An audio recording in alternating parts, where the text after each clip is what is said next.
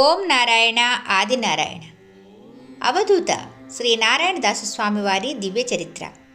రచనా సేకరణ శ్రీ మద్దూరు శ్రీనివాసులు గారు. సమర్పణ శ్రీ నారాయణదాసు స్వామివారి భక్త బృందం, నెల్లూరు తుమ్మల తలుపూరు. గాత్రం గంటి రేవతి. పర్యవేక్షణ మండవ రవికాంత్.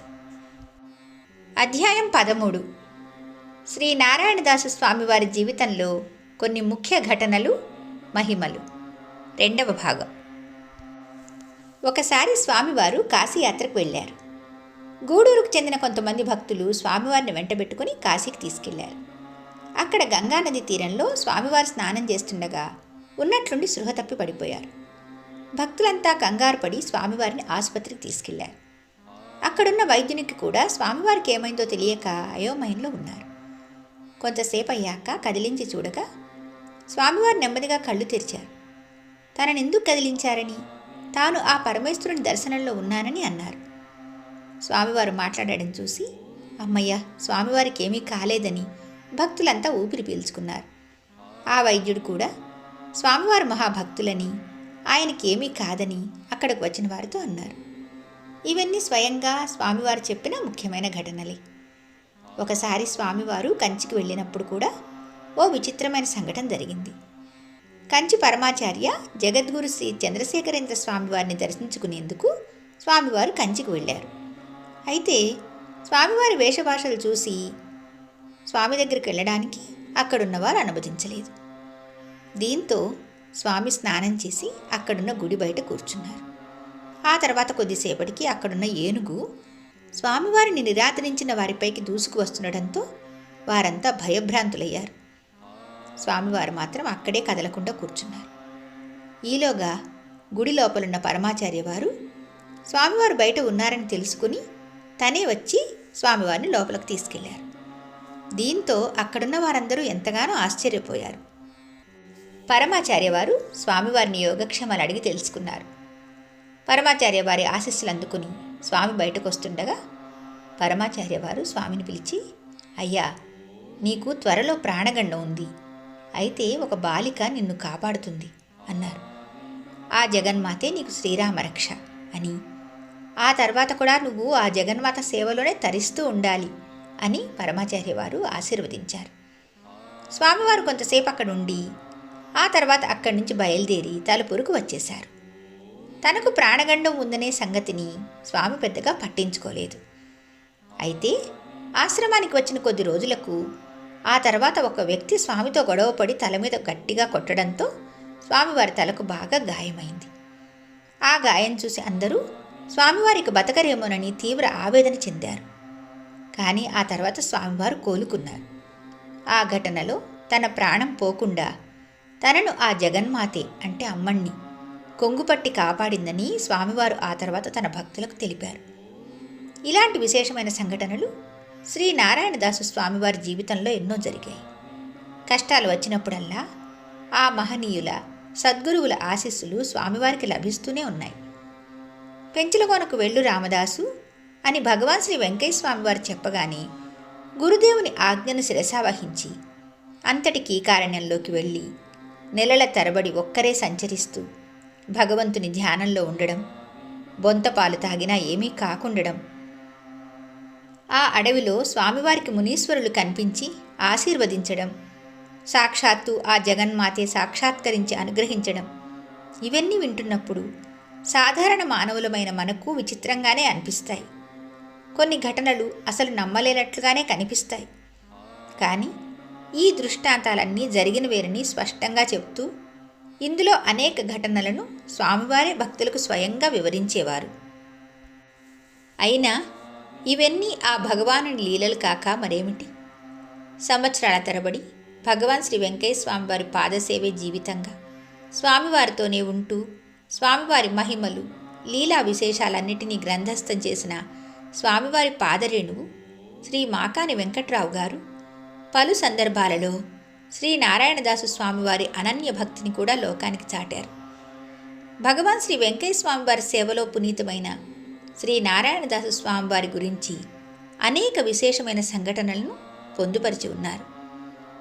అగ్నిగుండ ప్రవేశం చేస్తూ అగ్ని కణాలను తలంబ్రాలుగా పోసుకుంటూ వచ్చిన భక్తులందరికీ స్వామివారు తన దివ్య దర్శనం ఇచ్చేవారని, అలాంటి భక్త శిఖామణి దివ్య చరిత్రను నా స్వామి కరుణతో భక్తులందరికీ తెలియజేస్తున్నానని శ్రీ మాకాని వెంకట్రావు గారు రచించిన భగవాన్ వెంకయ్య స్వామివారి సచ్చరిత్ర అనే గ్రంథంలో పేర్కొన్నారు.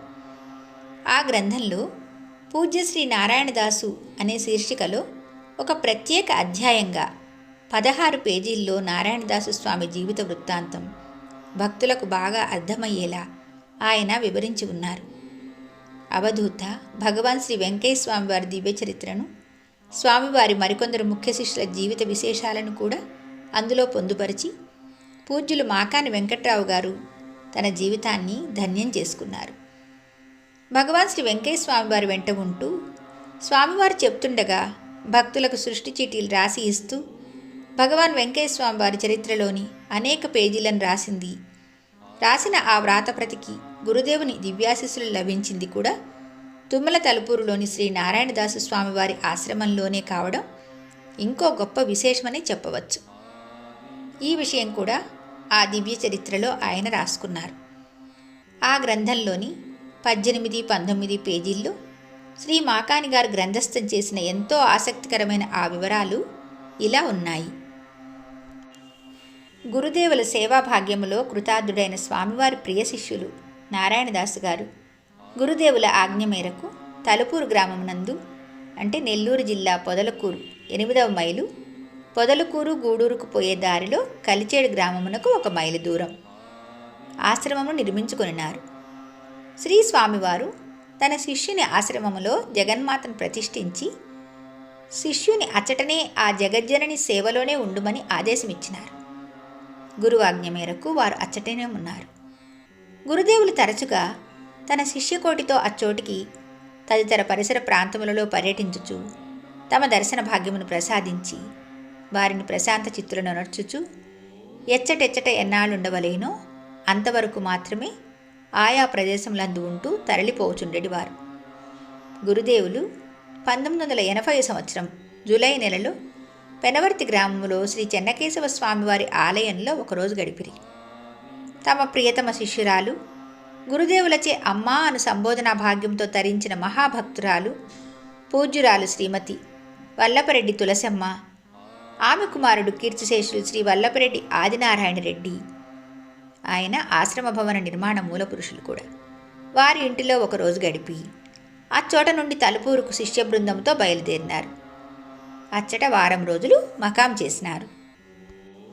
తలుపూరులో శ్రీవారి సన్నిధిలో శ్రీ స్వామి అనుగ్రహమునకు పాత్రుడైన పూజ్యులు శ్రీ నారాయణదాసు మరియు తదితర భక్తుల చరిత్రలు సేకరించవలేనని అభిప్రాయము నాలో కలిగినది. ఒకనాటి సాయంకాలం సుమారు 4 గంటల ప్రాంతములో గురుస్వామికి అనతి దూరంలో కూర్చుని శ్రీ నారాయణదాసు గారి నుండి జీవితానుభవములను వ్రాయుచుండగా గురుదేవుల చెంత నుండిన శ్రీ నాగయ్య గారు నన్ను ఉద్దేశించి పిలుస్తూ, అయ్యా రావయ్యా, స్వామి పిలుస్తుంటే అని పెద్దగా కేకవేయగా కరుణామయుడు వెంటనే, అయ్యా రాసుకునే ఆయన్ను రాసుకోని అనిరి. పూజ్యులు శ్రీ నారాయణదాసు గారు తదితరుల నుండి సేకరించిన గురుదేవుల అనుభవములను చిన్న పుస్తకంలో వ్రాసుకుని గురుస్వామి చెంతకు చేరినాను. దయామయుడు గురుదేవుడు తటాలను నా చేతిలో ఉన్న ఆ చిన్న పుస్తకమును తీసుకొని రాత్రంతయు తల క్రింద ఉంచుకున్నారు. ఆ పుస్తకం దైవదృష్టి స్పర్శలతో పునీతమవుతుంది. ఏదైనను ఈ పుడమిలో ఆదిశేషుని పడగ తలగడగా చేసుకుని శ్రీమన్నారాయణుడు శయనించినట్లు శ్రీ స్వామివారు రాత్రి ఆ చిన్ని పొత్తమును తలగడగా అమర్చుకొని దానికి అమరత్వమును దైవత్వమును ప్రసాదించిరి.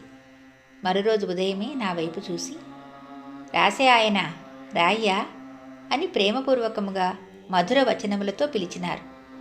శ్రీ స్వామివారి తలగడగా అమరిన భాగ్యము పొందిన ఆ చిన్ని పొత్తమును ప్రసాదించుచు, నీ కార్యమును నిర్విఘ్నముగా సాగించు, నేనున్నాను అను ఆత్మస్థైర్యమును మనోనిగ్రహములను ప్రసాదించిన కరుణామయుడు నా తండ్రి, కలియుగ అవతారుడు, గురుదేవుడు భగవాన్ శ్రీ వెంకయ్య స్వాముల వారు అని శ్రీ మాకాని వెంకట్రావు గారు ఆ గ్రంథంలో రాసుకున్న అక్షరాలివి.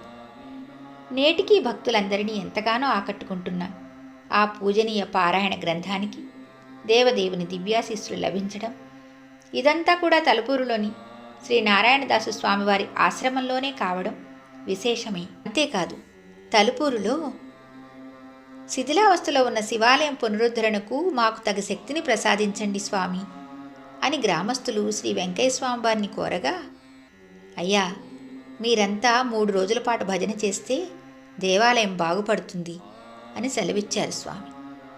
దాంతో ఆ గ్రామస్తులంతా దేవాలయం ఆవరణంలో 3 రోజులు అహోరాత్రాలు భజనలు చేశారు. గురుదేవుల దివ్యాశిస్సులతో సరిగ్గా 1 నెల రోజులకల్లా దేవస్థానం జీర్ణోద్ధరణ జరిగి నూతన ధ్వజస్తంభ ప్రతిష్ఠ కూడా జరిగింది. అప్పటి నుంచి ఆ గ్రామ చెరువుకు నీరు పుష్కలంగా అందడం, ప్రతి ఏటా సకాలంలో పంటలు పండుతూ గ్రామం బాగా అభివృద్ధి చెంది ప్రజలు నేటికీ హాయిగా జీవిస్తున్నారు. ఇదంతా ఆ గురుదేవుని అనుగ్రహమేనని వేరే చెప్పనక్కర్లేదు. అధ్యాయం 13. శ్రీ నారాయణదాసు స్వామివారి జీవితంలో కొన్ని ముఖ్య ఘటనలు, మహిమలు సమాప్తం. భగవాన్ శ్రీ శ్రీ శ్రీ గొలగముడి వెంకయ్య స్వామి మహారాజుకి జై. ఓం నారాయణ ఆదినారాయణ.